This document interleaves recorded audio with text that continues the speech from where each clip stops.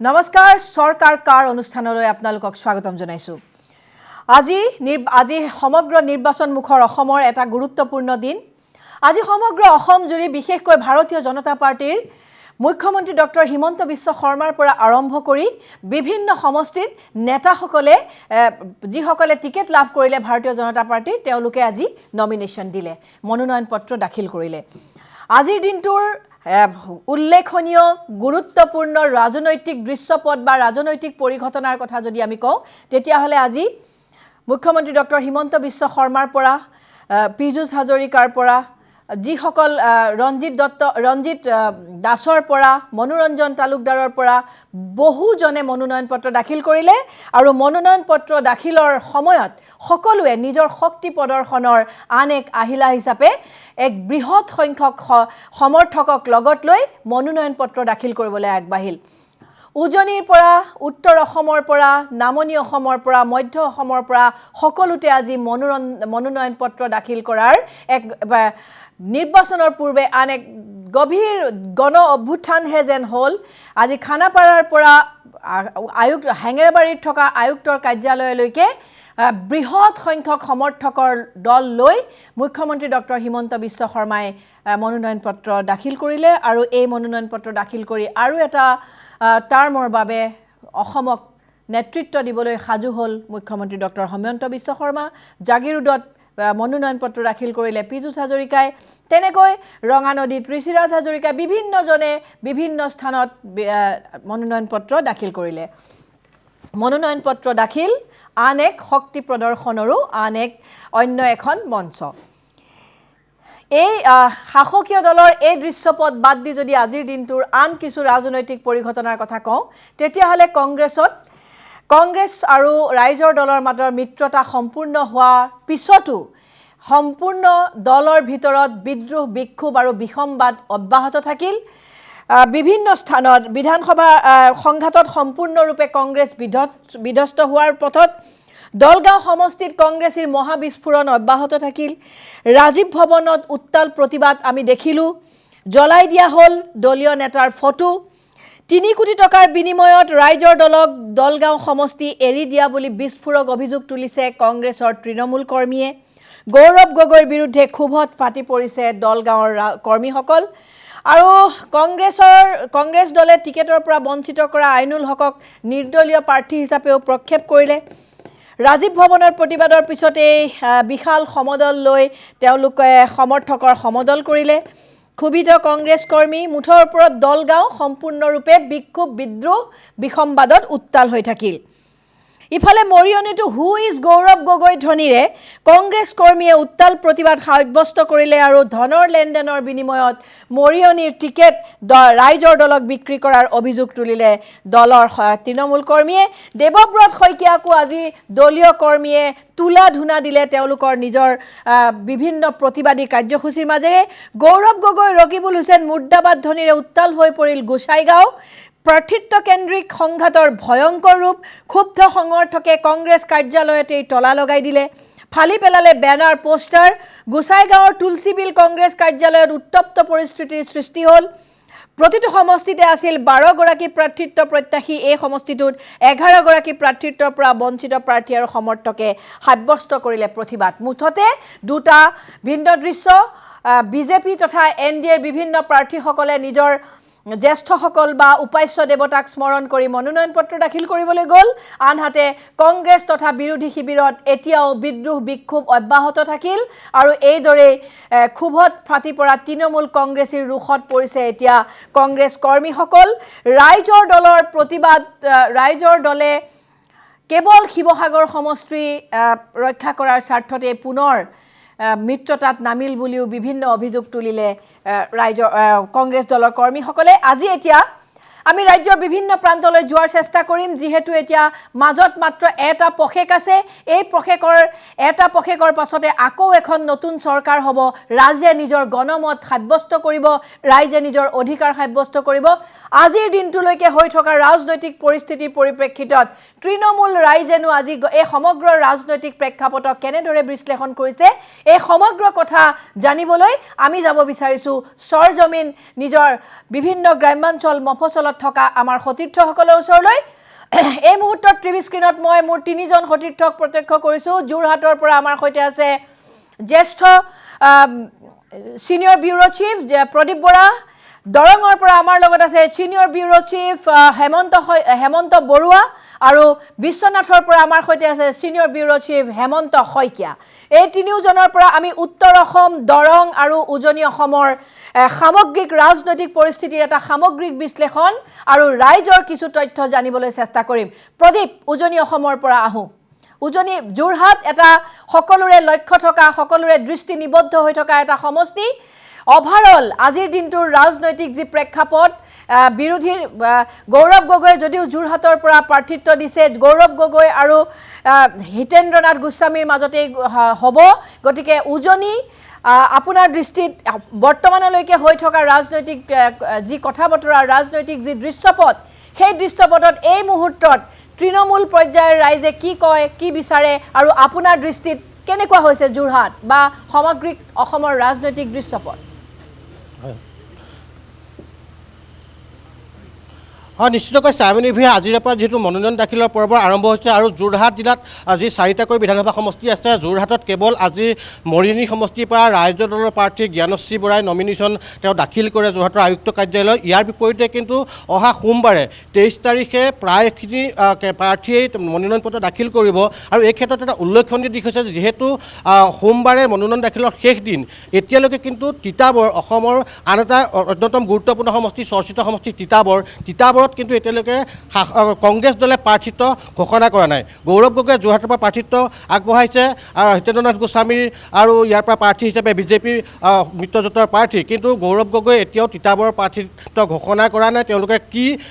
তেওঁলোকে এটা ভিতৰত গোপন বুজা পৰা বা তেওঁলোকৰ কি অংক আছে সেয়া কিন্তু এতিয়ালৈকে স্পষ্ট হোৱা নাই মোৰ লগত যোৰহাটৰ বহু জ্যেষ্ঠ নাগৰিক আছে বহু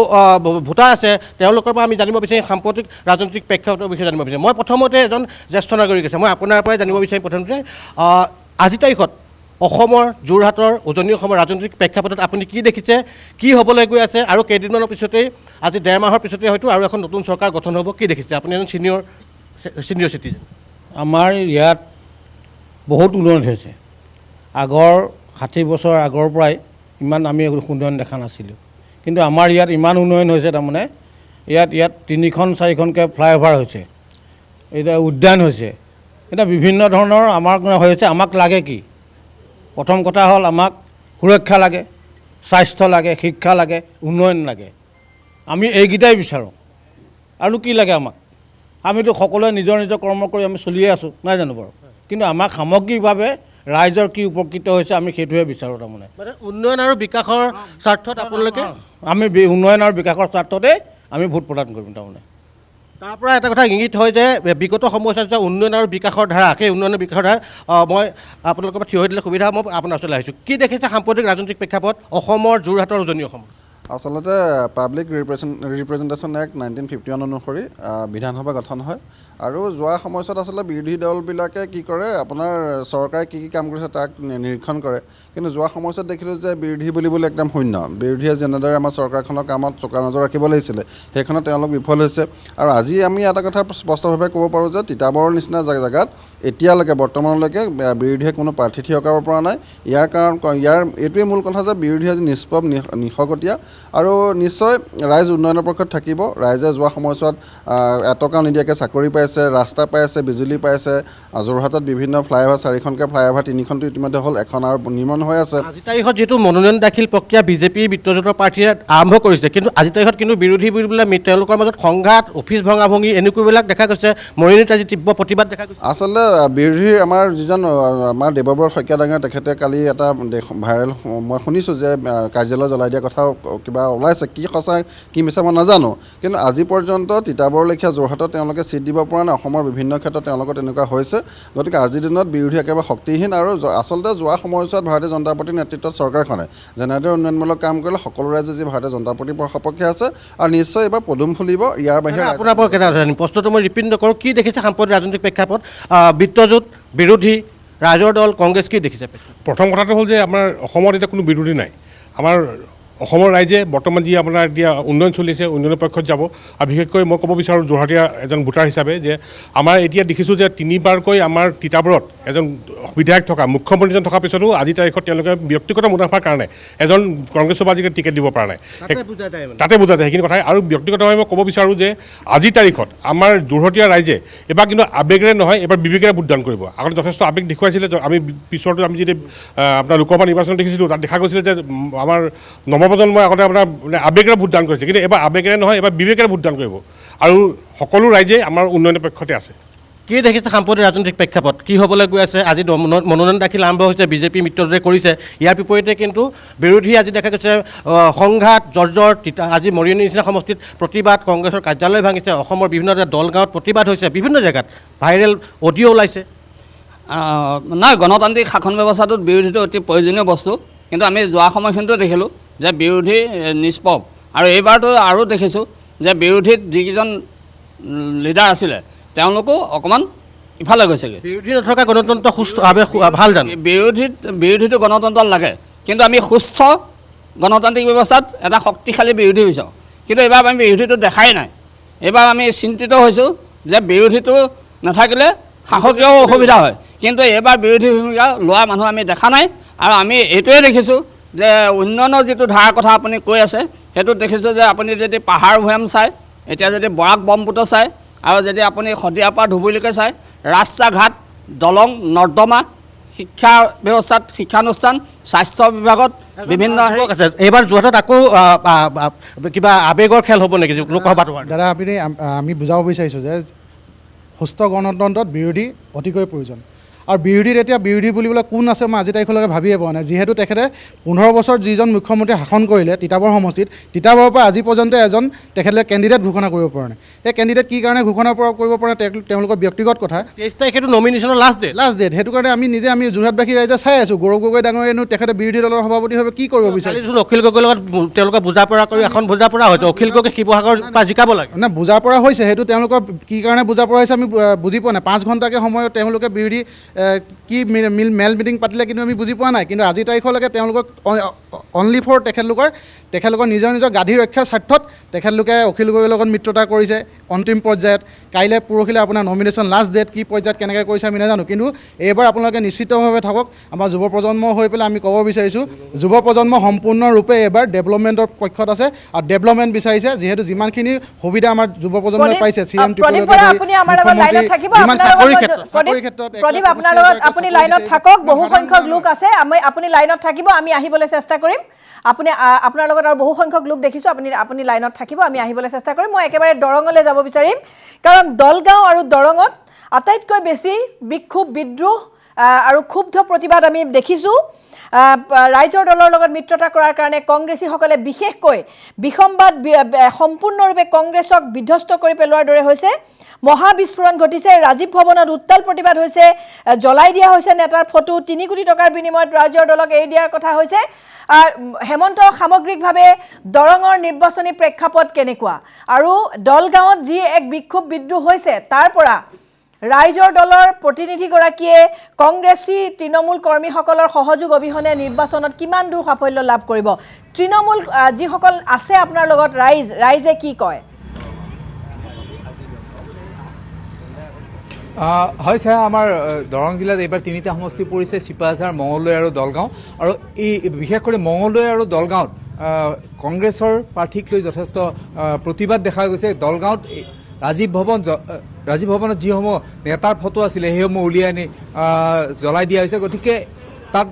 যিটো প্ৰতিবাদ চলিছে সেই প্ৰতিবাদৰ পাছত তেওঁলোকে নিৰ্দলীয়ভাৱে এগৰাকী তেওঁলোকৰ প্ৰাৰ্থী থিয় কৰাব ওলাইছে আইনুল হক গতিকে মোৰ লগত একাংশ লোক আছে আমি তেওঁলোকৰ পৰা জানিবৰ কাৰণে চেষ্টা কৰিম পোনে পোনে মোৰ লগত এগৰাকী আছে মই তেওঁৰ পৰা জানিব বিচাৰিম যে দৰঙৰ যিটো পৰিস্থিতি হৈছে চৰকাৰ কেনেকুৱা হ'ব কাৰ হ'ব কাৰণ দলগাঁৱত আপুনি গম পাইছে যে কংগ্ৰেছে ইতিমধ্যে তেওঁলোকৰ নেতাসকলৰ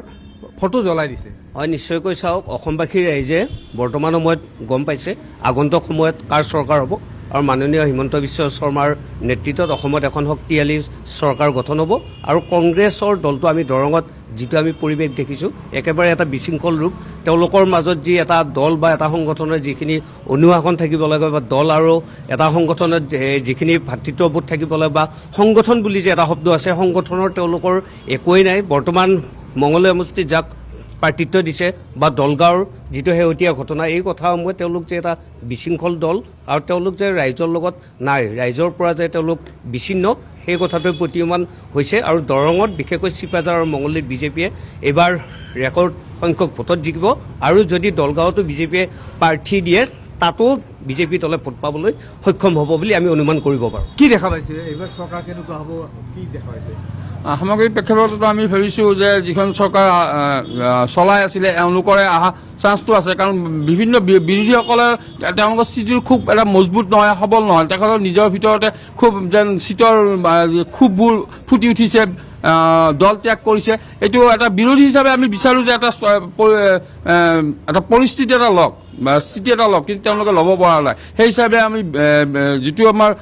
চৰকাৰ আছে বিগত দিনত চৰকাৰ আছিলে তেওঁলোকৰ স্থিতিটো খুব দৰঙতো মজবুত আছে আৰু আপোনালোকৰ চিপাঝাৰতো খুব শক্তিশালী আৰু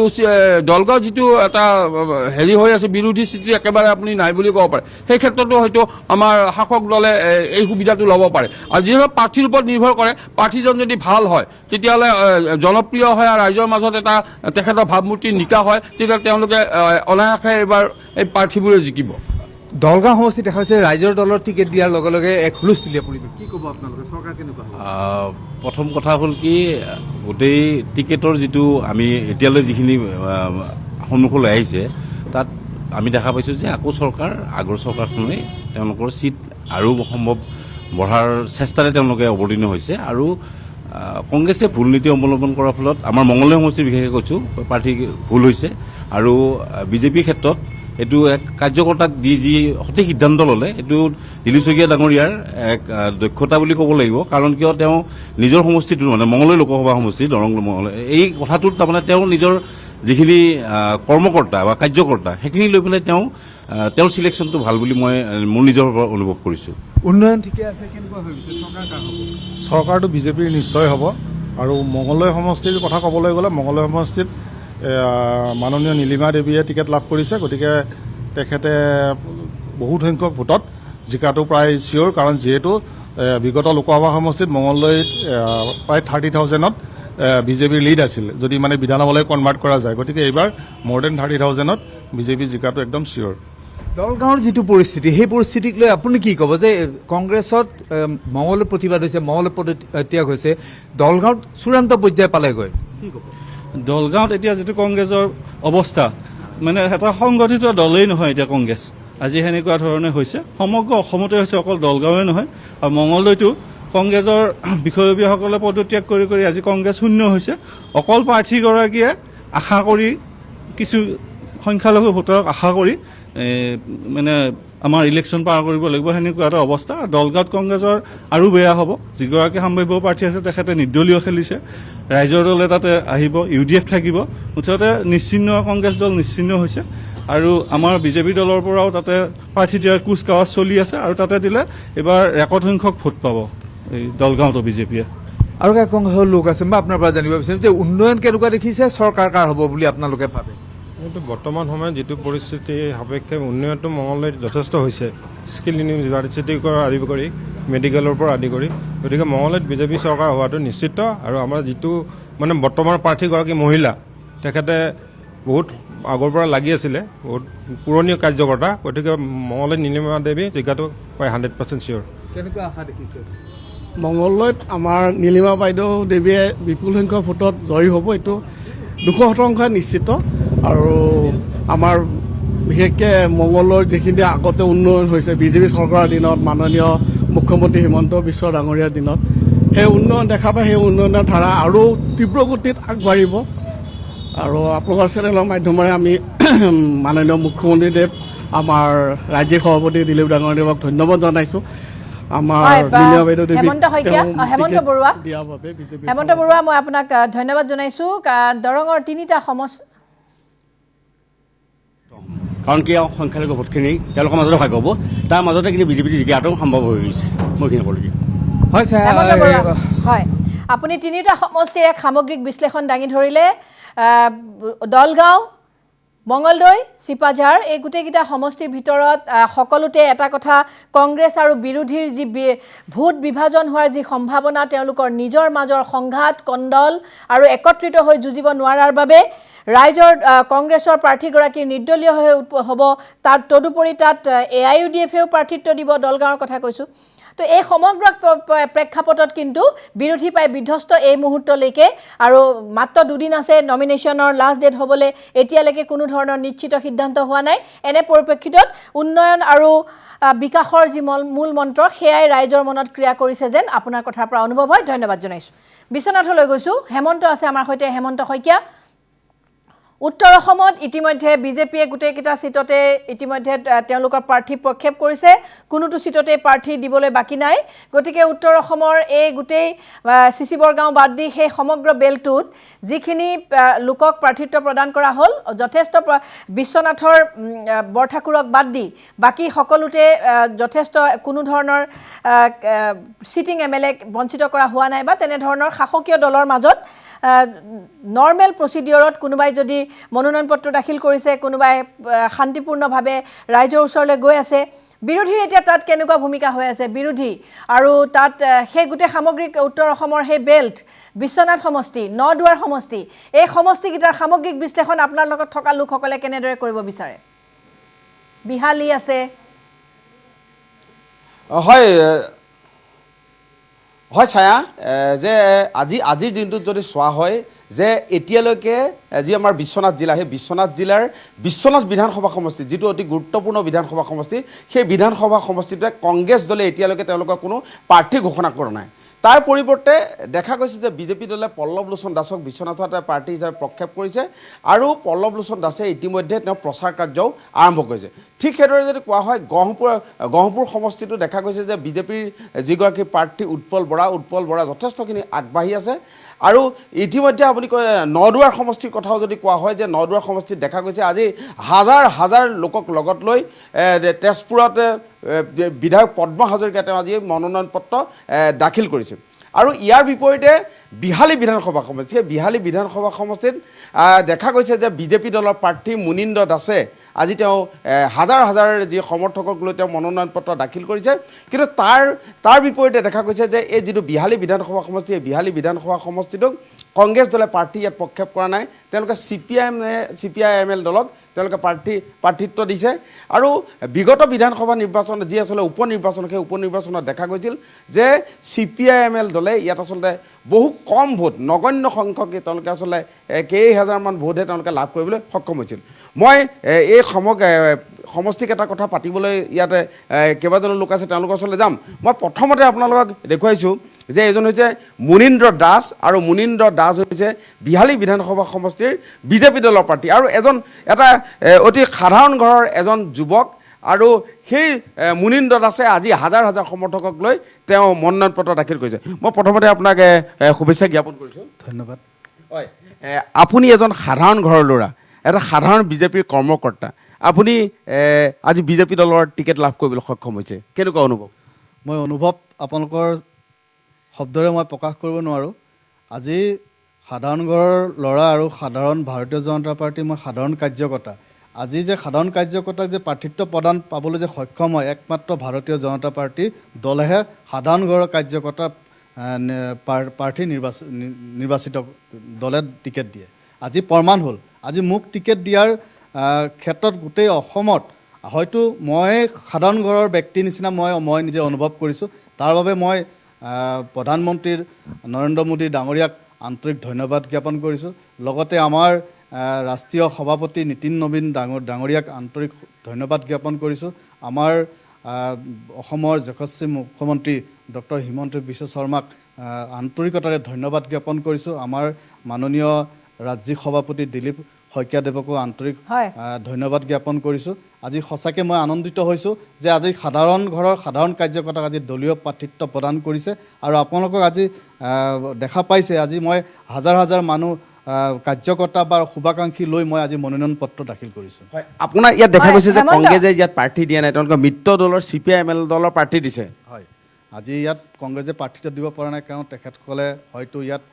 দিব নোৱাৰিবও পাৰে, কিন্তু আজি CPI-ML দলক আজি প্ৰাৰ্থিত্ব প্ৰদান কৰিছে। গতিকে আমি বিপুল ভোটত জয় হ'ম। আমি ইয়াৰ পৰা ৰেকৰ্ড সংখ্যৰে ভোট প্ৰদান কৰি আমি ডক্টৰ হিমন্ত শৰ্মা দেৱক অধিক শক্তিশালী কৰি আৰু অসমখনক উন্নয়নৰ ক্ষেত্ৰত আমাৰ 42 সমষ্টিখনৰ অৰিহণা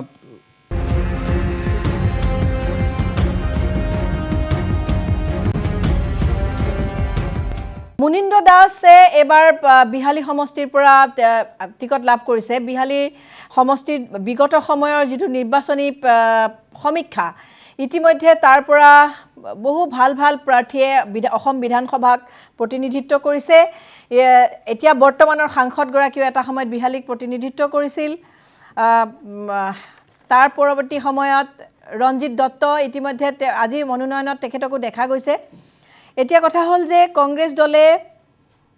কংগ্ৰেছ আৰু বিৰোধীৰ মিত্ৰজোঁটৰ প্ৰাৰ্থী প্ৰক্ষেপ কৰা হৈছে। বিগত উপনিৰ্বাচনৰ ফলাফল আৰু ফলাফলক ভিত্তি কৰি এইবাৰ তেওঁ কিহক লৈ ৰাইজৰ ওচৰলৈ মূলতঃ যাবলৈ বিচাৰিব, কাৰণ বাওঁপন্থীক ইতিমধ্যে এৰি দিয়া হৈছে বিৰোধীৰ এই মিত্ৰতাই তেওঁৰ প্ৰতি কিবা প্ৰত্যাহ্বান আনিব নেকি? হয়, নিশ্চয়কৈ ছায়া, আপুনি একে উপযুক্ত প্ৰশ্ন উত্থাপন কৰিছে। মই পোনে মই প্ৰাৰ্থীগৰাকীৰ পৰাই জানিব বিচাৰিম যে আপোনাক বিজেপি দলে প্ৰাৰ্থিত্ব প্ৰদান কৰিছে। বিগত সময়ত ইয়াতে ৰঞ্জিত দত্ত ইয়াৰ বিধায়ক আছিল, তাৰপিছত তেওঁ MP নিৰ্বাচন হ'ল আৰু উপ নিৰ্বাচনত আমাৰ দিগন্ত ঘাটোৱাল ইয়াৰ পৰা জয় হৈছিল। যোৱাবাৰ দেখা গৈছিল যে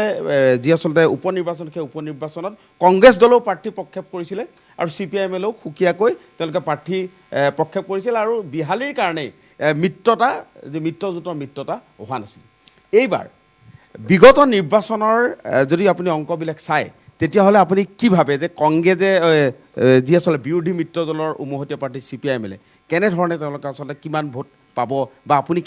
কিমান ভোটত আপুনি জয় হোৱাৰ আপুনি আচলতে সপোন দেখিছে? মই ভাবিছোঁ বিপুল ভোটত মই জয় হ'ম, কাৰণ যিহেতু ইয়াত কংগ্ৰেছ দলে ইয়াত তেওঁলোকে চাৰেণ্ডাৰে কৰিছে। আপোনালোকে ইতিমধ্যে গম পাইছে CPI-ML দলক প্ৰাৰ্থিত্ব প্ৰদান কৰিছে। গতিকে মই আশা ৰাখিছোঁ যে ভাৰতীয় জনতা পাৰ্টীৰ যি উন্নয়নৰ ধাৰা, এই উন্নয়নৰ ধাৰাৰ পক্ষত সকলো ৰাইজ আজি ভাৰতীয় জনতা পাৰ্টীৰ দলত আজি ভোট প্ৰদান কৰিব। আজি দুখীয়া মানুহৰ মুখত হাঁহি বিৰিঙাবলৈ আজি সক্ষম হৈছে এই চৰকাৰখনে। আপোনালোকে দেখিছে বিগত চৰকাৰৰ সময়ত আজি দুখীয়া মানুহৰ ঘৰত চকুৰ পানী টুকিব লগা হৈছিলে, কিন্তু আজি দুখীয়া বা যিসকল নিবনুৱা লোকসকলৰ মাজত হাঁহি বিৰিঙাবলৈ আজি এই চৰকাৰখনে সক্ষম হৈছে। গতিকে মই ভাবোঁ যে আজি এইবাৰ বিহালী সমষ্টিয়ে বিপুল ভোটত সমষ্টিৰ পৰা জয়লাভ কৰিব। যোৱাবাৰ CPI-MLে কিমান পাইছিলে উপনিৰ্বাচনত? যোৱাবাৰ CPI-MLত 5,000 নে 6,000 পাইছিল। মই হয়তো সঠিকভাৱে মই ক'ব নোৱাৰোঁ। হেমন্ত, আমি আৰু আপোনাৰ লগত থকা দুজনৰ ভাষ্য যদি গ্ৰহণ কৰিব পাৰোঁ, আমি তেতিয়া বেলেগ ঠাইলৈ যাব পাৰোঁ। আপোনাৰ লগত আৰু বেলেগ ৰাইজো আছে। মই আৰু ইয়াত আচলতে লোক আছে, তেওঁলোকৰ পৰা আমি জানিব বিচাৰিম যে কিদৰে আচলতে বিহালী বিধানসভা সমষ্টিত কেনেধৰণৰ আচলতে প্ৰভাৱ পৰিব এই নিৰ্বাচনত, কোন জয় হোৱাৰ সম্ভাৱনা আছে, আপোনাৰ পৰা জানিব বিচাৰিম যে বিহালী বিধানসভা সমষ্টিৰ যি আচলতে নিৰ্বাচন, ইতিমধ্যে বিজেপিৰ পৰা মুনীন্দ্ৰ দাসে প্ৰতিদ্বন্দ্বিতা কৰিছে, কেনেধৰণৰ যুঁজখন হ'ব? ইয়াত যুঁজটো নহ'বই, কাৰণ আপুনি দেখিছে CPI-MLৰ প্ৰাৰ্থী দিছে তেওঁলোকে, আৰু কংগ্ৰেছৰ যিখিনি আছিলে কাৰ্যকৰ্তা, আমাৰ 22 তাৰিখে সভা আছে, তাত আমাৰ যোগদান কাৰ্যসূচী আছে। যিসকল আমাৰ কংগ্ৰেছৰ অলপ চলপ আছিলে কঠীয়া, এই গোটেইখিনি জইন কৰিব। তো আমাৰ কংগ্ৰেছটো নাথাকিবই, আৰু CPI-MLৰ কোনো সংগঠন নাই। তেওঁলোকে এবাৰ এজন পাইছে, আপোনাৰ প্ৰাক্তন আমাৰ BDO আছিলে, তেখেততো যথেষ্ট কৰাপশ্যন কৰা বুলি শুনিছোঁ। তেনে ব্যক্তিক আমাৰ বিহালীৰ ৰাইজে কেতিয়াও ভোট নিদিয়ে, কাৰণ আমাৰ ৰঞ্জিত দত্ত ডাঙৰীয়ে যিটো আপোনাৰ ইয়াত বিজেপিৰ সংগঠন কৰি থৈছে, আৰু আমাৰ চৰকাৰে যিখিনি কাম কৰি গৈছে, প্ৰত্যেকটো ঘৰতে চাওক আপোনাৰ 5টা 6টা আঁচনি পাইছে। ৰাইজ উপকৃত হৈছে তাৰপিছত আকৌ বেলেগ দলত ভোট দিয়াটো কোনো প্ৰশ্নই নুঠে CPIM-এ যোৱাবাৰ উপ নিৰ্বাচনত কিমান পাইছে 5700 ভোট পাইছিলে এবাৰ সেইটো হয়তো বহুত কমি যাব 2000ৰ ওপৰতো নাযায় হেমন্ত মিত্ৰতাই কি প্ৰভাৱ পেলাব মিত্ৰতা হৈছে বিৰোধীৰ মিত্ৰতা হৈছে বিহালীত আজিৰ তাৰিখত এইটো মানে মিনিংলেছ এজেণ্ডা সেই এজেণ্ডা আজিকালি অসমত নচলে অসম বহুত দূৰ আগুৱাই গৈছে হয় আপোনাৰ পৰা জানিব যে মিত্ৰতাৰ প্ৰভাৱ কিবা পৰিব নেকি যিহেতু বিৰোধী প্ৰাৰ্থীৰ এজন মিত্ৰ দলৰ প্ৰাৰ্থীক তেওঁলোকে ইয়াতে প্ৰক্ষেপ কৰিছিল নাই একে আশাৰে কৈছোঁ কোনো ধৰণৰ প্ৰভাৱ নপৰে বিশেষকৈ আমাৰ ভাৰতীয় জনতা পাৰ্টীৰ আমাৰ বিহালী সমষ্টিৰ সকলো কাৰ্যকৰ্তাৰ সকলো ৰাইজৰ মৰমৰ প্ৰাৰ্থী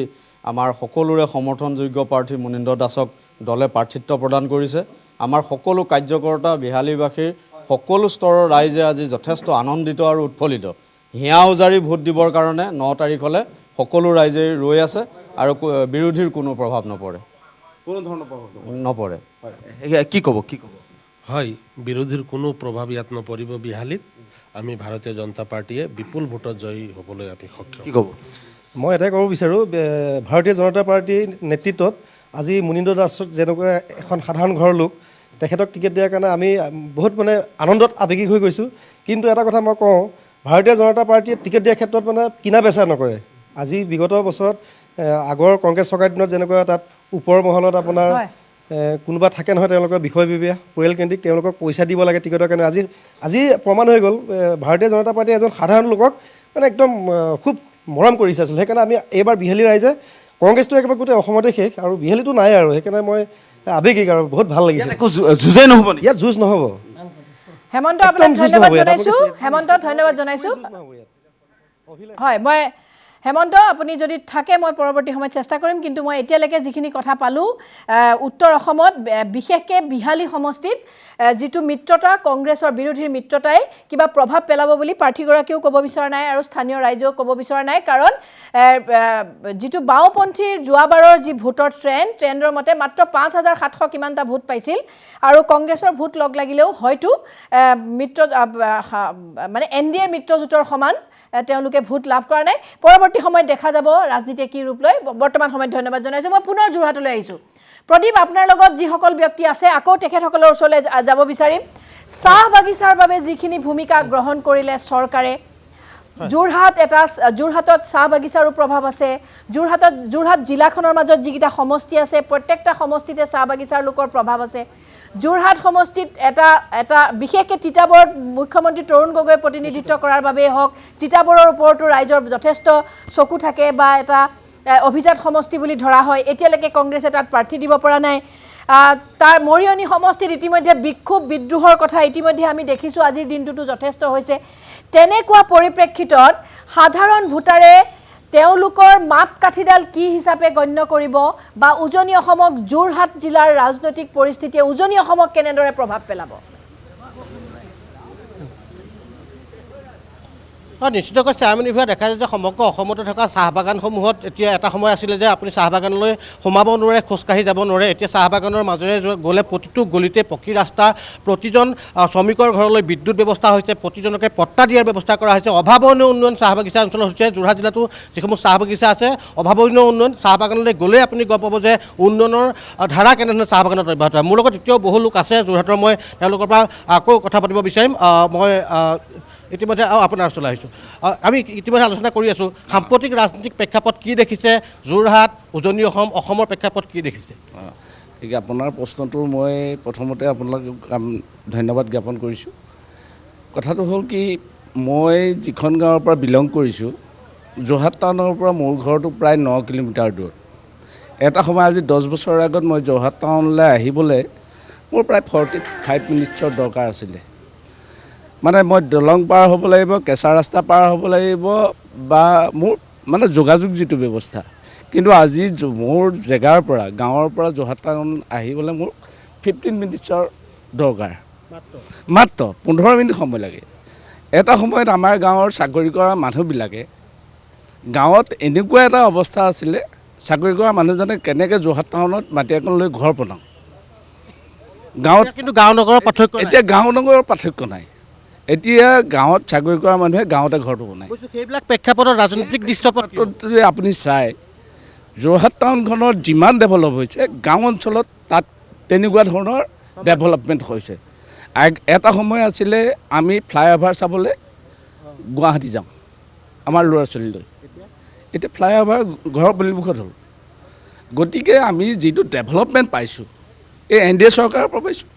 হিমন্ত বিশ্ব শৰ্মা আন এগৰাকী মহিলা আছে, যিহেতু এইবাৰ দেখা গৈছে ৰাজ্যখনত মহিলা লাখ লাখ মহিলাক প্ৰায় 40 লাখ মহিলাক বিভিন্ন আঁচনিত সামৰি লোৱা হৈছে, 10,000 টকাকৈ দিয়া হৈছে, মহিলা উদ্যমিতা আঁচনি লোৱা হৈছে। আপুনি এগৰাকী মহিলা, কি দেখিছে সমগ্ৰ ৰাজ্যখনৰ মহিলা ভোটাৰে বহুত নিৰ্ণায়ক ভূমিকা লয়, কি দেখিছে, কি ক'ব সাম্প্ৰতিক ৰাজনীতিৰ ক্ষেত্ৰত মহিলাৰ ক্ষেত্ৰত? বুজি পাইছোঁ, এইবাৰ আমাৰ মহিলাসকলক এই বৰ্তমান চৰকাৰখনে আমাক বহুতখিনি সহায় কৰিছে, যিখিনি সহায় আমাৰ যোৱাটো আমি স্বাধীনতা কালৰ পৰা আমি দেখা নাইকিয়া মহিলাখিনি কেনেকুৱা সহায় কৰা। কাৰণ প্ৰত্যেকগৰাকী মহিলা এতিয়া স্বাৱলম্বী হৈ উঠিছে, তেওঁলোকে নিজৰ ভৰিত থিয় হৈ পেলাই নিজৰ ঘৰখনৰ নিজৰ পৰিয়ালটোক তেওঁলোকে সহায় কৰিব পৰা হৈছে। কাৰণ উদ্যমিতা আঁচনিয়ে হওক বা এতিয়া আকৌ আমাৰ অৰুণোদয়ে 9,000কৈ টকা পালে, তেওঁলোকে নিজৰ ব্যৱসায়বোৰ আৰম্ভ কৰি নিজৰ স্বাৱলম্বী হৈ নিজৰ পৰিয়ালটোক মানে আগবঢ়াই নিব পাৰিছে। যেতিয়া স্বাৱলম্বী হৈছে, ভোট দিয়াৰ ডিচিশ্যনটো তেওঁলোকে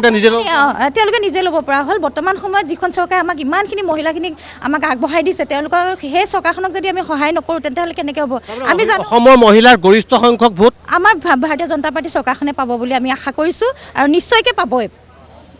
মানে পাব। কি ক'ব এজন যুৱ প্ৰজন্মৰ ভোটাৰ, কি দেখিছে সাম্প্ৰতিক ৰাজনৈতিক প্ৰেক্ষাপট? বিৰোধীৰ কি দেখিছে, কংগ্ৰেছ কি দেখিছে, মিত্ৰতা কি দেখিছে, আৰু বৰ্তমান শাসকীয় দলৰ পক্ষত কি দেখিছে? এতিয়া অসমৰ যিটো পৰিস্থিতি আপোনালোকে দেখিছে, আজি বিগত 10 বছৰৰ তুলনাত অসমখনৰ ছবিয়ে সলনি হৈ গৈছে। আগৰ অসমলৈ মানুহ অকল আমাৰ অভয়াৰণ্যকেইখন চাবলৈকে আহে, এতিয়া আপোনাৰ পৰ্যটন উদ্যোগকে আদি কৰি এতিয়া মাজুলীখন কিমান আটক ধুনীয়া কৰিছে। আপুনি ৰাস্তা পদূলিৰ কথা সেইখিনিতো ক'বই নালাগে, সেইখিনি সকলোৱে জানে। আৰু এতিয়া আপুনি এটা চাওক, আমাৰ চাহ বাগানৰ আই মাতৃ, অকল তেওঁলোকে আগৰটো অকল চাহপাত তোলাই তেওঁলোকৰ জীৱিকা বুলি ভাবিছিলে, এতিয়া চাহ বাগানৰ আই মাতৃৰ ল'ৰা ছোৱালীও এতিয়া APSC ACS পৰীক্ষা পাছ কৰি তেওঁলোকে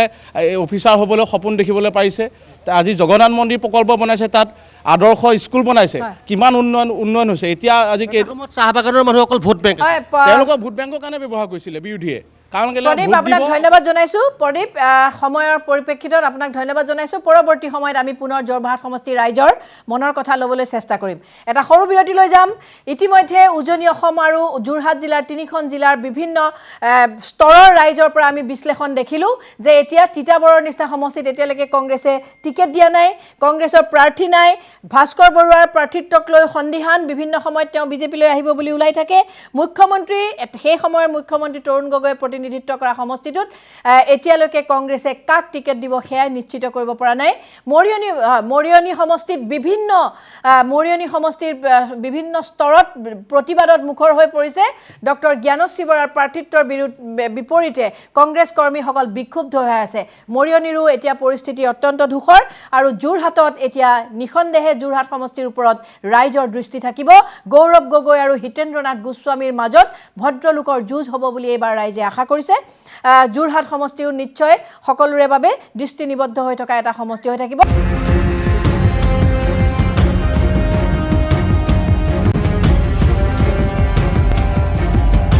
সংযুক্ত হৈছে গোৱালপাৰাৰ ছিনিয়ৰ ব্যুৰো চিফ উদিত নাৰায়ণ কলিতা। উদিত, আপুনি সম্ভৱতঃ দুধনৈত আছে। আপোনাৰ জিলাত বা আপোনাৰ সমষ্টিকেইটাত সামগ্ৰিকভাৱে এতিয়া বৰ্তমানৰ যি ৰাজনৈতিক পৰিস্থিতি হৈ আছে, কংগ্ৰেছ, ৰাইজৰ দল বা বিৰোধী মিত্ৰ জোঁট বা NDAৰ মিত্ৰজোঁটৰ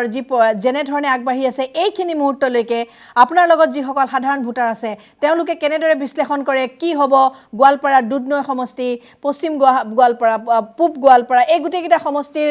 যদি আমি সামগ্ৰিক বিশ্লেষণ কৰিব বিচাৰোঁ, সাধাৰণ ৰাইজৰ পৰা, ভোটাৰ ৰাইজৰ পৰা তেওঁলোকৰ দৃষ্টিভংগী জানিবলৈ বিচাৰিম।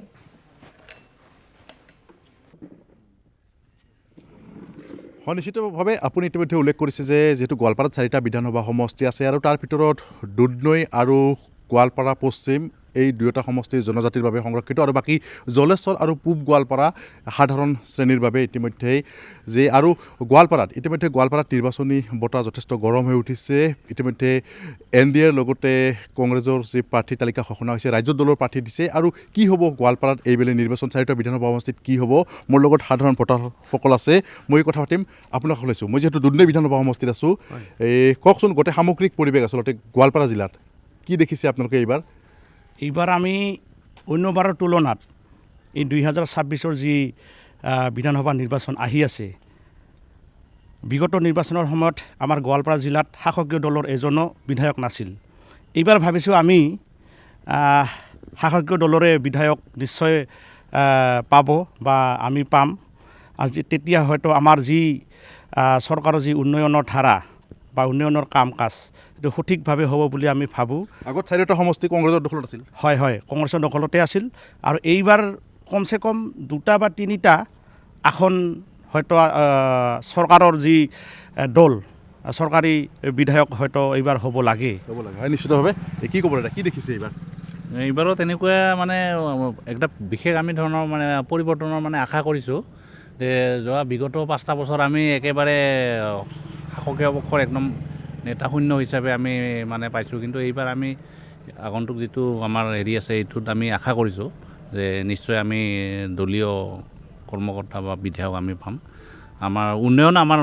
প্ৰথম মানে আমাৰ কথা হ'ল কি যি দলে নাহক আমাৰ উন্নয়ন লাগে। হয়, কি ক'ব? মানে এইবাৰ অলপ ভাল হ'ব আগতকৈ। এইবাৰ যিহেতু আমি দেখা পাইছোঁ অলপ উন্নত, ইফালে আমাৰ ৰাভা আশ্ৰমৰ পৰাও টংকেশ্বৰ ৰাভাকে দিছে, গতিকে আমাৰ আশাবাদী। কি ক'ব? ধন্যবাদ। এইবাৰ আমাৰ বহুত ভাল লাগিছে, যিহেতু আমি দুধনৈ সমষ্টিত পৰিছোঁ আৰু যিয়ে আমাৰ এইবাৰ ইলেকশ্যনত প্ৰতিদ্বন্দ্বিতা কৰিব সেইজনে এজন ভাল আমাৰ MLA হ'ব লাগে আৰু উন্নয়ন হ'ব লাগে। উন্নয়ন হ'ব লাগে। কি ক'ব দাদা, কি দেখিছে নিৰ্বাচন চমুকে? এইবাৰ শুনা হিচাপেতো ভালেই দেখা পাইছোঁ। তে আমাৰ দলীয় প্ৰাৰ্থীৰ পৰাই এজন ভাল সুশিক্ষিত বা জনপ্ৰতিনিধি একজন ভাল আহিব, তাকে আমিও মন কামনা কৰিছোঁ। হয়, কি ক'ব? সেইটোৱে আৰু মানে দাদাসকলে যিখিনি কথা ক'লে, আচলতে আগৰ যিখিনি মানে নিৰ্বাচন হৈ গ'ল আমাৰ গোৱালপাৰাৰ যিটা বিধানসভা সমষ্টি, আগতে আমাৰ পু আছিলে, এতিয়া দুধনৈ হৈছে। আমি নিশ্চিতভাৱে আশা কৰিছোঁ এইবাৰ আমাৰ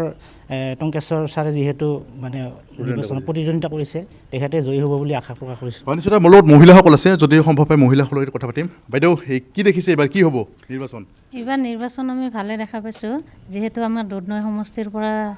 আমাৰ টংকেশ্বৰ ৰাভাক দিছে,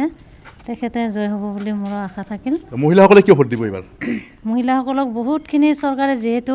আঁচনি দিছে, অৰুণোদয় দিছে, লগতে আৰু আমাৰ মহিলা উদ্যমিতা আঁচনি বহুতখিনি মানুহে পাইছে,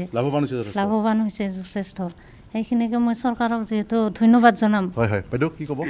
হয়, ময়ো এই বাইদেৱে কোৱাৰ দৰে ময়ো তাকে কওঁ, বোলে আমাৰ মহিলাখিনিক যিহেতু বহুতখিনি সা সুবিধা দিছে চৰকাৰৰ আঁচনিৰ ফালৰ পৰা, সেইখিনিয়ে কওঁ মই। হয়, উদিত নাৰায়ণ কলিতা, ধন্যবাদ জনাইছোঁ। মই এটা সৰু বিৰতিলৈ যাম। দুধনৈ টংকেশ্বৰ ৰাভা হাছং স্বায়ত্তশাসিত পৰিষদৰ এসময়ৰ মুখ্য কাৰ্যবাহী আছিলে আৰু ৰাভা ST যিহেতু সংৰক্ষিত ছিট, সেই ছিটকেইটাতো যথেষ্ট লক্ষণীয় হ'ব, কাৰণ ইয়াৰ আগতে কিছু কংগ্ৰেছৰ দখলত আছিল বহুকেইটা, 4টাৰ অধিকাংশই। এতিয়া এইবাৰ ৰাইজৰ দলৰ প্ৰতিনিধিয়ে হয়তো তাত প্ৰতিনিধিত্ব কৰিব পূব গোৱালপাৰাত, গতিকে দেখা সকলোখিনি ৰাইজৰ কথা আমি লক্ষ্য ৰাখিম। স্বাগতম চৰকাৰ কাৰ্যালয় নগাঁৱলৈ গৈছোঁ। আমাৰ senior bureau' chief Manabjyoti Bora আছে আমাৰ সৈতে। মানৱ, নগাঁও জিলাৰ সমষ্টিকেইটা যথেষ্ট গুৰুত্বপূৰ্ণ, সদায় ৰাইজৰ চকু আছে। নগাঁও বটদ্ৰৱা সমষ্টিত ইতিমধ্যে ৰূপক শৰ্মাৰ টিকট নিশ্চিত হোৱাৰ পাছত মনোনয়ন পত্ৰ সম্ভৱতঃ দাখিল কৰিছে আৰু নগাঁৱৰ বাকী মৰিগাঁও সমষ্টি, মৰিগাঁও জাগিৰোডত পীযুষ হাজৰিকাই ইতিমধ্যে মনোনয়ন পত্ৰ দাখিল কৰিছে। ইয়াৰ বিপৰীতে বিৰোধী পক্ষৰ স্থিতি এতিয়াও খুব এটা সবল নহয়। বৰহমপুৰ সমষ্টিত জিতু গোস্বামীৰ প্ৰাৰ্থিত্ব সকলো ফালৰ পৰা নিশ্চিত হৈছে ছিটিং MLA। এই সামগ্ৰিক পৰিৱেশ পৰিস্থিতিত নগাঁওবাসীয়ে অনাগত এই সামগ্ৰিক দৃশ্যপট কেনেধৰণে বিশ্লেষণ কৰে আৰু অনাগত নিৰ্বাচনটো কেনেদৰে আগবাঢ়িব বুলি তেওঁলোকে ভাবে?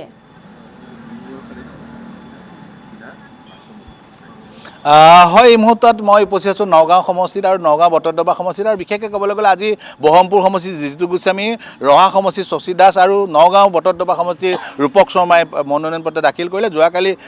নুৰুল হুদাই মনোনয়ন পত্ৰ দাখিল কৰিছিলে ৰূপহীহাট সমষ্টি। আৰু মোৰ লগত আছে যুৱ প্ৰজন্ম আছে। মই প্ৰথমতে যুৱ প্ৰজন্ম তেওঁলোকৰ ওচৰলৈ যাব বিচাৰিছোঁ। যিহেতু নিৰ্বাচন আৰু বেছি দিন নাই, কি ক'ব বিচাৰে, কেনেকৈ হ'ব বুলি ভাবা নিৰ্বাচন আৰু কি হ'ব হৈছে? হয়, নিশ্চিতভাৱে নিৰ্বাচন আগন্তুক আহি আছে আৰু আগতকৈ এইবাৰ আৰু ভাল নিৰ্বাচন হ'বলৈ গৈ আছে, কাৰণ এতিয়া নিৰ্বাচনৰ উন্নয়নমূলক কামত নিৰ্বাচন আগবাঢ়িছে। আজিকালি চৰকাৰ গঠন কৰাৰ আগত কেনেধৰণৰ উন্নয়ন হ'ব, কেনেধৰণৰ আন্তঃগাঁথনি বিকাশ হ'ব তাৰ বিষয়ে আলোচনা হয়। আগতে সেইবোৰ হোৱা নাছিল। আমি যেতিয়া স্কুলতো পঢ়ি আছিলোঁ, আজিকালি আগতে এনেকুৱা স্কুল আছিল য'ত বস্তা লৈ যাব লাগে। আমি চকুৰ সন্মুখত সেইবোৰ দেখিছোঁ। বাট পথ দলঙৰ কাৰণেতো মানুহে ৰাজপথত আন্দোলন কৰিব লাগিছিল। আজিকালি সেই দিনসমূহ গ'ল, বন্ধ সংস্কৃতি গ'ল। বৰ্তমান যুৱ সমাজে পঢ়া শুনা কৰাৰ পিছত চাকৰি লোৱাৰ কাৰণে ধন সংগ্ৰহ কৰাত ব্যস্ত নহয়, চাকৰি লোৱাৰ কাৰণে আৰু অধিক পঢ়াত মনোনয়ন কৰে আৰু তাৰ ফলত একদম 1 টকা নিদিয়াকৈ, 1 টকা ঘোচ নিদিয়াকৈ চাকৰি পায়। তাৰ বাবে এনেকুৱা ধৰণৰ উন্নয়নৰ কাম যাতে আগবাঢ়ক, তাৰ বাবে আমি সদায় এনেকুৱা এখন উন্নয়নকামী চৰকাৰৰ লগতে থাকিম। হয়, আপোনাৰ ওচৰলৈ হয়, ইতিমধ্যে আমি যুৱ সমাজে দেখিছোঁ যে যোৱা বিগত বছৰত এইখন চৰকাৰে কিন্তু আমাৰ যুৱ সমাজক কিন্তু প্ৰায় 1.5 লাখতকৈ অধিক 1 টকা নোহোৱাকৈ কিন্তু চাকৰি দিছে। আৰু আমি চাব লাগিব যে শিক্ষাৰ ক্ষেত্ৰত যদি আমি চাবলৈ যাওঁ, আমি যদি নগাঁৱৰ ক্ষেত্ৰতে যদি চাবলৈ যাওঁ, আমাৰ নগাঁৱৰ ক্ষেত্ৰত কিন্তু আমাৰ আগতে কিন্তু ইতিমধ্যে যেনেকৈ কৈছে, আমি বস্তা লৈ পেলাই আগতে পঢ়িবলগীয়া হৈছিলে। আমাৰ যি বৰষুণ পৰি থাকে, কিন্তু আজিৰ ডেটত কিন্তু সেই আন্তঃগাঁথনি কিন্তু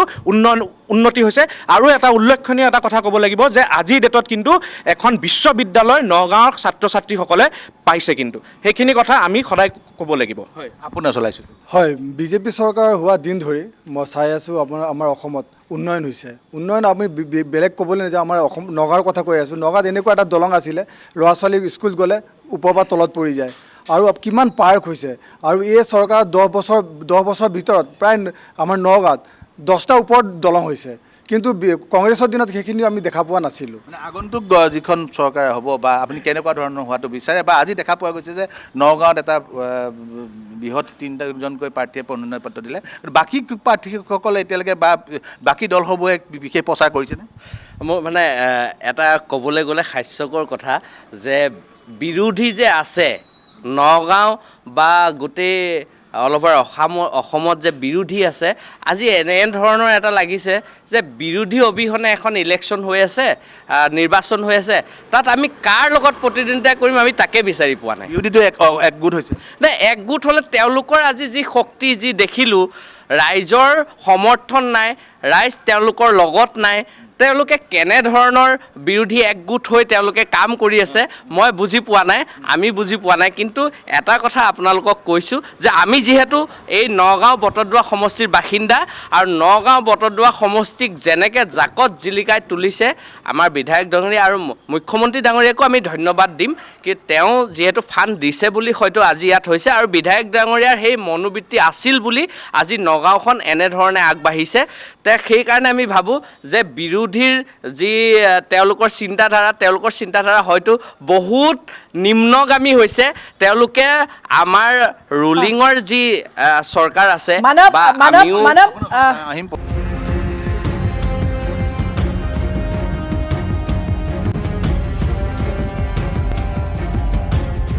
মানৱ পুনৰ আপোনাৰ ওচৰলৈ আহিছোঁ। ইতিমধ্যে নগাঁও বটদ্ৰৱা সমষ্টিত বটদ্ৰৱাৰ যি নতুন ৰূপ আৰু উচ্ছেদকে ধৰি বিভিন্ন ৰাইজৰ হিতৈষী যিখিনি কাৰ্য কৰিছে সেয়া লৈ ইতিমধ্যে ৰাইজৰ ওচৰলৈ গৈছে জনপ্ৰতিনিধি ৰূপক শৰ্মাই। নিঃসন্দেহে ৰাইজৰ ওচৰত সেইখিনি উত্থাপন কৰিব। ধিং সমষ্টিত খুব দীৰ্ঘদিনীয়া বাকযুদ্ধ চলি আছিল ৰাইজৰ দল আৰু কংগ্ৰেছৰ মাজত। এতিয়া ধিং সমষ্টিটো ৰাইজৰ দলৰ প্ৰাৰ্থীয়ে প্ৰতিদ্বন্দ্বিতা কৰিব। আৰু নগাঁৱৰ বৰহমপুৰত জিতু গোস্বামীৰ বিপৰীতে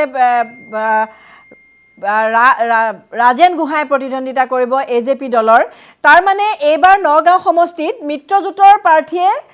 প্ৰতিদ্বন্দ্বিতা কৰিব। মই এইটোৱে ৰাইজৰ পৰা জানিব বিচাৰিম, বিৰোধী মিত্ৰজোঁটৰ যিটো গঠবন্ধন হৈছে আজিলৈকে যিখিনি হৈছে, সেই বিৰোধীৰ মিত্ৰতা হোৱাৰ বাবে কিমান প্ৰত্যাহ্বান আহিব শাসকীয় দলৰ বাবে?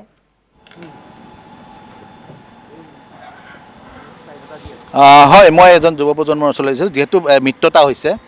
ধিঙত হৈছে, বহমপুৰত হৈছে, ৰাজেন গোহাঁই আজি বহমপুৰৰ পৰা খেলিব মিত্ৰজোঁটৰ হৈ। সেই কিমান প্ৰত্যাহ্বান গ্ৰহণ কৰিব লাগিব বৰ্তমানৰ বিজেপি?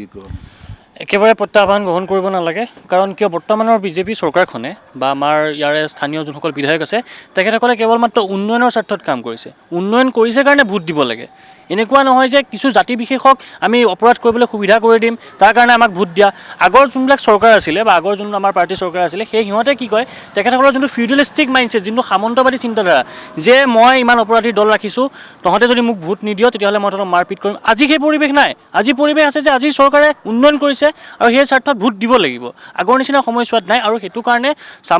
আমাৰ চামগুৰি হওক বা আমাৰ ব্ৰহ্মপুৰে হওক বা আমাৰ সদৰ সমষ্টিয়ে হওক, এই তিনিওটা সমষ্টিতে আমাৰ ভাৰতীয় জনতা পাৰ্টীৰ যিসকল বিধায়ক আছে বা যিসকল প্ৰতিনিধি আছে যোনে আজি নিৰ্বাচনত অৱতীৰ্ণ হৈছে তেখেতসকলৰ চিন্তা কৰাৰ কোনো প্ৰয়োজনীয়তা নাই। কাৰণ আমাৰ যিমান যুৱ প্ৰজন্ম আছে, যিমান মহিলা আছে আৰু যিমান আমাৰ মূল সুঁতিৰ অসমীয়া আছে, সকলো খিলঞ্জীয়া অসমীয়াই আহি প্ৰত্যেকগৰাকী জনপ্ৰতিনিধিক ভোট দিব। কাৰণ এইখন চৰকাৰে সমগ্ৰভাৱে উন্নয়ন কৰিছে। আগতে আমাৰ আন্তঃগাঁথনি নাছিলে কলেজবিলাকত, আজি কলেজবিলাকত আন্তঃগাঁথনি আছে। আন্তঃগাঁথনিৰ লগতে আমাৰ নগাঁও জিলাই এখন বিশ্ববিদ্যালয় লাভ কৰিছে। ইয়াৰ উপৰিও ADRE, আমাৰ অসম লোকসেৱা আয়োগত যি স্বচ্ছ নিকা ভাৱমূৰ্তি ৰাখি পেলাই আমাৰ চৰকাৰে আজি উন্নয়ন কৰিছে তথা নিযুক্তি দিছে। আৰু সেই সকলোসমূহৰ পৰিপ্ৰেক্ষিতত আজিৰ চৰকাৰখনক সমগ্ৰ মূল সুঁতিৰ অসমীয়া মূল সুঁতিৰ খিলঞ্জীয়াই আহি ঘূৰে একদম মন খোলা হাতেৰে বা মন খুলি তেখেতসকলক ভোট দিব। আপোনাৰ চলাইছোঁ কি ক'ব? এই চৰকাৰখনে জাতি ৰক্ষাৰ স্বাৰ্থত, ধৰ্ম ৰক্ষাৰ স্বাৰ্থত আমাৰ এই বৰদোৱা প্ৰকল্পকে চাওঁ যে আমাৰ বৰদোৱাখন এটা আমাৰ অচিনাকি দুৰ্বৃত্তই, অচিনাকি লোকে আৱৰি আছিলে। সেই স্থানটো আমাৰ আজি নগাঁৱত যি শ্ৰী শ্ৰী শংকৰদেৱ আৱিৰ্ভাৱ ক্ষেত্ৰ নামেৰে যি এটা বৃহৎ প্ৰকল্প স্থাপন কৰিলে, সেই চৰকাৰখনক আমি এইভাৱে এনেবোৰ পদক্ষেপৰ বাবে আমি ধন্যবাদ জ্ঞাপন কৰিছোঁ। আপোনাৰ চলাইছোঁ যে মিত্ৰতাৰ পিছত যিহেতু মিত্ৰতা হৈছে বা ব্ৰহ্মপুৰ সমষ্টিত বা ধিং সমষ্টিত কি হ'ব পাৰে, আপোনালোকৰ প্ৰত্যাহ্বান কিমান হ'ব? নাই, বিৰোধীটো এতিয়া ক'বলৈ গ'লে বিৰোধী নায়েই। কাৰণ যিটো হাৰত উন্নয়ন দেখিছে, যি আগৰ বছৰ যিখন চৰকাৰ আছিল বা সেই চৰকাৰখনৰ পৰা যিখিনি উন্নয়ন দেখিছে, সেইখিনি ফালৰ পৰা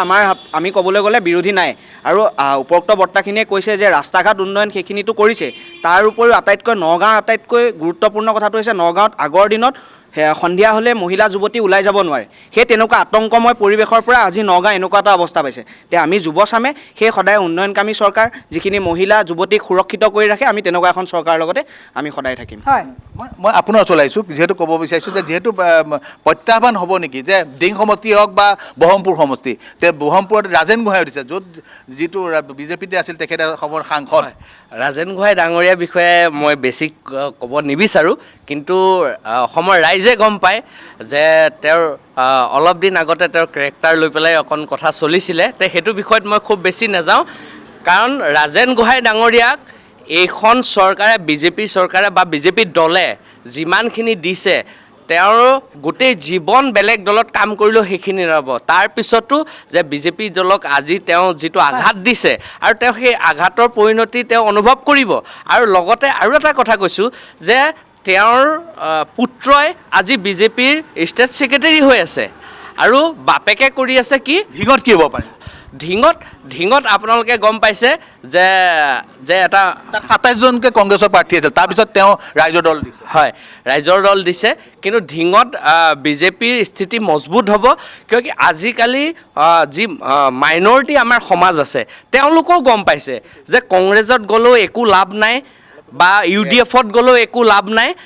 বিজেপিত যদি থাকে তেওঁলোকৰ সমস্যাবোৰ সমাধান একমাত্ৰ বিজেপিয়ে কৰিব পাৰিব। আজিলৈকে যিবোৰ আঁচনিয়ে হওক, অৰুণোদয়ে হওক বা ৰেচন কাৰ্ডৰ হওক, মাইনৰিটিসকলে কোনো ক্ষেত্ৰত কিন্তু কম পোৱা নাই। তেওঁলোকক কিন্তু জোখতকৈ বেছি দিছে। তেওঁলোকে যদি মনৰ চিন্তাধাৰাবোৰ দূৰ কৰি যথেষ্ট গুৰুত্বপূৰ্ণ তথ্য আমি লাভ কৰিছোঁ। গোটেইকেইটা সমষ্টি নগাঁও জিলাৰ গোটেইকেইটা সমষ্টিৰ ভিতৰত কিছু প্ৰত্যাহ্বানমূলক সমষ্টি ধিং আৰু ব্ৰহ্মপুৰ হ'ব পাৰে বুলি আশা কৰা, মানে এটা ধাৰণা কৰা হৈছিল। কিন্তু ৰাজেন গোহাঁই সন্দৰ্ভত বা ধিঙৰ মিত্ৰতাৰ সন্দৰ্ভত ৰাইজৰ যি বক্তব্য, সেই বক্তব্যৰ পৰা বিৰোধীৰ জোটবন্ধন বা বিৰোধীৰ বুজাবুজিয়ে হয়তো খুব প্ৰত্যাহ্বান আনিব, খুব ডাঙৰ প্ৰত্যাহ্বান শাসকীয় পক্ষলৈ যে আনিব তেনেধৰণৰ ধাৰণা নহয়। মই তেজপুৰলৈ গৈছোঁ আৰু মই অনুষ্ঠান সামৰিব লাগিব। আমাৰ senior bureau' chief Pulak Kumar Deka আছে আমাৰ সৈতে। পুলক, তেজপুৰবাসীয়ে তেজপুৰত অসম গণ পৰিষদে প্ৰাৰ্থিত্ব লাভ কৰিছে। আজিৰ দিনটোত কেইবাগৰাকীও প্ৰাৰ্থীয়ে মনোনয়ন দাখিল কৰিছে আৰু ইয়াৰ ভিতৰত ৰঙাপাৰা সমষ্টিৰ পৰা কৃষ্ণ কমল তাঁতীয়ে বিজেপিৰ প্ৰাৰ্থী হিচাপে মনোনয়ন দাখিল কৰিছে। ঠিক তেনেদৰে ঢেকীয়াজুলি সমষ্টিৰ পৰা অশোক সিংহালে মনোনয়ন দাখিল কৰিছে আৰু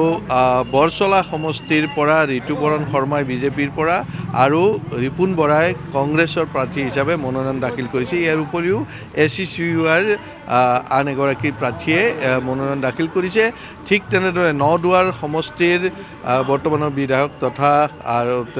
নদুৱাৰ সমষ্টিৰ বিজেপিৰ প্ৰাৰ্থী পদ্ম হাজৰিকাইও আজি বিশাল ৰেলী কৰি আহি মনোনয়ন দাখিল কৰিছে। মনোনয়ন দাখিলৰ পিছতে এতিয়া আপুনি কোৱাৰ দৰে সৰ্বত্ৰে চৰ্চা হৈছে যে এইবাৰ 2026ৰ ৰাজনৈতিক প্ৰেক্ষাপট কেনেকুৱা হ'ব, যিহেতুকে নিৰ্বাচনৰ ইতিমধ্যে যি ধামখুমীয়া সেই ধামখুমীয়াত সকলো ব্যস্ত হৈ পৰিছে আৰু তেজপুৰ সমষ্টি যদি কওঁ মই তেজপুৰ সমষ্টিত বিজেপি AGPৰ মিত্ৰজোঁটৰ প্ৰাৰ্থী AGPৰ পৃথ্বীৰাজ ৰাভা বিগত সময়ছোৱাৰ পূৰ্বৰ বিধায়ক পৃথ্বীৰাজ ৰাভাক পুনৰ টিকট প্ৰদান কৰা হৈছে আৰু টিকট প্ৰদান কৰাৰ পিছতে যি তেজপুৰৰ যিসকল বিজেপি AGPৰ কৰ্মী তেওঁলোকো যথেষ্ট উৎসাহিত হৈ পৰিছে আৰু পৃথ্বীৰাজ ৰাভাই সোমবাৰে মনোনয়ন দাখিল কৰিব। আৰু মই লগত ৰাইজ আছে, স্থানীয় ৰাইজ আছে, মই তেওঁলোকৰ পৰা পোনপটীয়াকৈ জানিব বিচাৰিম। মই আপোনাৰ পৰা জানিব বিচাৰিম যে এইবাৰ তেজপুৰত নিৰ্বাচনী যুঁজ কেনেকুৱা হ'ব? প্ৰথমে মই নিউজ লাইভক ধন্যবাদ দিছোঁ যে আহি পেলাই ইয়াত আমাৰ বাইট লোৱাৰ কাৰণে। তেজপুৰৰ এইবাৰ আমাৰ পৃথ্বীৰাজ ৰাভা ডাঙৰীয়া দ্বিতীয়বাৰৰ কাৰণে টিকেট পাইছে। তেখেতে যোৱা 5 বছৰ আমাৰ সমষ্টিৰ কাৰণে বিভিন্ন ধৰণৰ কাম কাজ কৰিলে। প্ৰথমতে তেখেতে নতুন বিধায়ক হিচাপে মই ভাবোঁ যে যথেষ্টখিনি কাম কৰিছে আৰু এইবাৰ তেখেত যথেষ্ট অভিজ্ঞতা লাভ কৰিছে। তাৰ বিনিময়ত এইবাৰ দ্বিতীয় যিটো কাৰ্যকাল হ'ব মই ভাবোঁ আৰু বহুত উন্নয়ন আৰু বহুত ভাল কাম হ'ব। আৰু মই এইটো লগতে ক'ব বিচাৰোঁ যে আজি আমাৰ মিত্ৰজোঁটৰ হয় আমাৰ পৃথ্বীৰাজ ৰাভা ডাঙৰীয়া আজি ইলেকশ্যনত উঠিছে। আমাৰ বাকী আৰু 4টা আমাৰ বিজেপি দলৰ আমাৰ প্ৰাৰ্থী আমাৰ তেজপুৰ সমষ্টিৰ পৰা তেওঁলোকে টিকেট পাই আজি নমিনেশ্যন দিছে বুলি গম পাইছোঁ। আৰু মই এইটোৱে ক'ব পাৰোঁ যে এইবাৰ অসমত বিপুল ভোটত জয়ী হৈ বিপুল সংখ্যক আমাৰ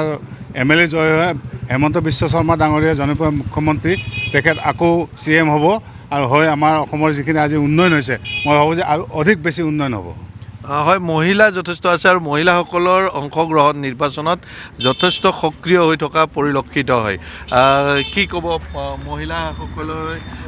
এবাৰ কিমান উৎসাহী, নিৰ্বাচনত পূৰ্বৰ দৰে চাগে জড়িত হৈ পৰিব আৰু বিশেষকৈ এইবাৰ কি দেখা পাইছে ৰাজ্যখনত কেনেকুৱা হ'ব নিৰ্বাচনী প্ৰেক্ষাপট? আগতকৈ আজি 5 বছৰৰ অভিজ্ঞতা লৈ তেখেত আগতকৈ বহুত বেছি মানে উন্নয়ন পথলৈ লৈ যাব, উন্নতি পথলৈ লৈ যাব। হয়, নমস্কাৰ দিছোঁ আপোনালোকক সকলোকে। আৰু আজি আমাৰ ৰাভাদাই টিকেটটো পোৱালৈ মানে আমি মিত্ৰজোঁটৰ প্ৰাৰ্থী হিচাপে তেখেতক আমি অশেষ ধন্যবাদ জনাওঁ। আৰু যুঁজ বুলি কোৱাৰ লগে লগে মানে কি হয়, আমি মেইন চিন্তা কৰিব লাগে আমাৰ চৰকাৰখন আমাৰ হাতলৈ আহিব লাগে। আৰু গতিকে চৰকাৰখন হাতলৈ আহিবলৈ কাৰণে আমাৰ যিটো মিত্ৰজোঁটৰ প্ৰাৰ্থী আমাৰ ৰাভাদাক আমি বিপুল ভোটত আমি জয়যুক্ত কৰি নিম। মানে সেইটো আমাৰ ফালৰ পৰা মানে 100% আমাৰ মানে অৱদান থাকিব তাত। এবাৰ কেনেকুৱা প্ৰত্যাহ্বান হ'ব? প্ৰত্যাহ্বান জোৰ যাৰ মুলুক তাৰ তেনেকুৱা হয়। গতিকে আমাৰ মুলুক হৈয়ে আছে আৰু হ'বই। আৰু আমি আই মাতৃসকলে আমি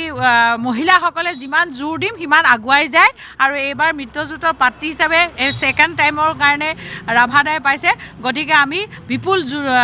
ভোটত জয়যুক্ত কৰাম বুলি আমি থিৰ কৰি লৈছোঁ। আৰু তেজপুৰত যথেষ্ট তাৰ ভিতৰতে সমস্যাও থাকে